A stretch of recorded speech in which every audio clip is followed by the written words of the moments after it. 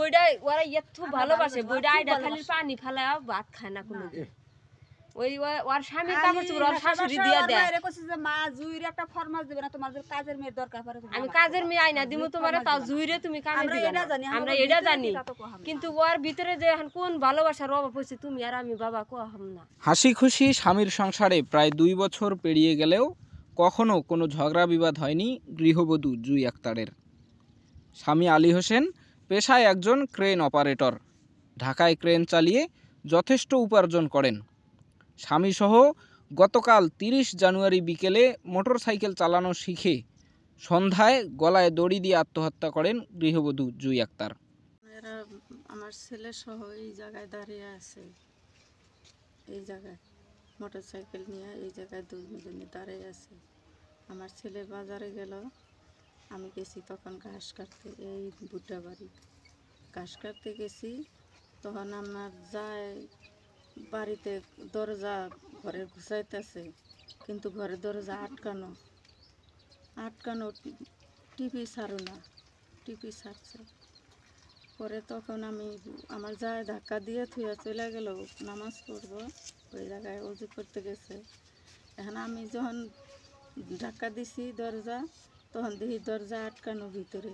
পরে তখন আমি একটা নাড়ি আসছিল বাতা, কাঠের বাতা দিয়ে ঠিকনা দিছে, ওই ঠিকনাটা দিয়ে আমি নিচ দিয়ে দরজা ওই ঠিকনা ঘুরটা দিয়ে গুছাইছি, গুছাই দেখি যে ওই জায়গায় ঝুলে আছে।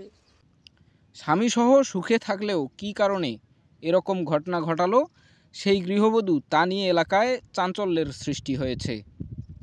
নিহত জুই আক্তার সিঙ্গিমারি ইউনিয়নের ছিটমহল এলাকার ভুট্টু মিয়ার একমাত্র মেয়ে এবং সানিয়াজান ইউনিয়নের নিঃশেখ সুন্দর মৌলভীপাড়া এলাকার আলী হোসেনের স্ত্রী। শিখাইছে নাকি ওটা আমি বলতে পারবো না।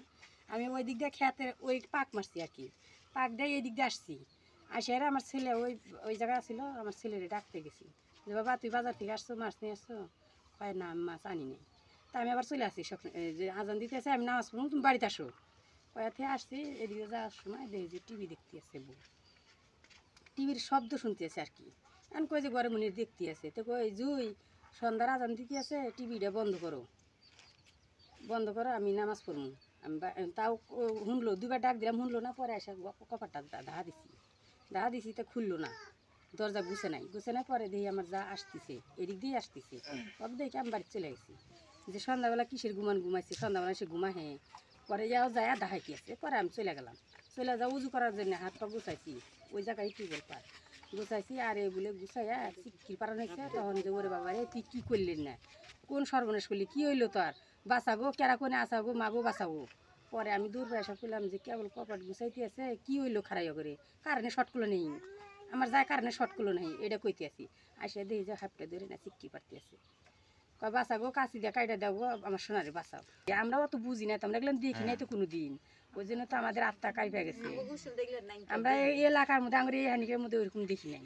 ওরা সবাই সুন্দর ছিল, বাড়িতে কোনো জয় জংরা নাই, আশেপাশে কেউ বলতে পারবো না যে বাড়িতে কোনো জয় জংরা আছে, কিচ্ছু নাই। আমরা দুইটা যাই বাড়িতে আছি, আমার স্বামীও বিদেশ গেছে, আর স্বামীও বিদেশ গেছে, ছেলে একটাই যা এই সকালে আসলো, আমার স্বামী সকালে আসলো।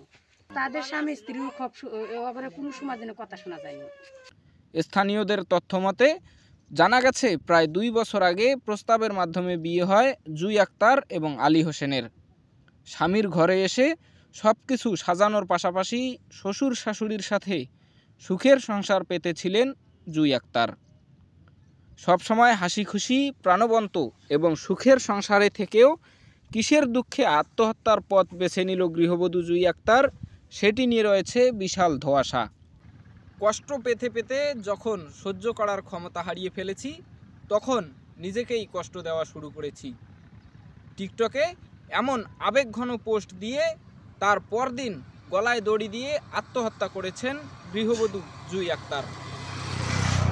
লালমনিরহাটের হাতীবান্ধা উপজেলার সানিয়াজান ইউনিয়নের নিঃশেখ সুন্দর এলাকার নিজ ঘরের ছিলিং থেকে ঝুলন্ত অবস্থায় গৃহবধূ জুই আক্তারের মরদেহ উদ্ধার করেছে হাতীবান্ধা থানা পুলিশ।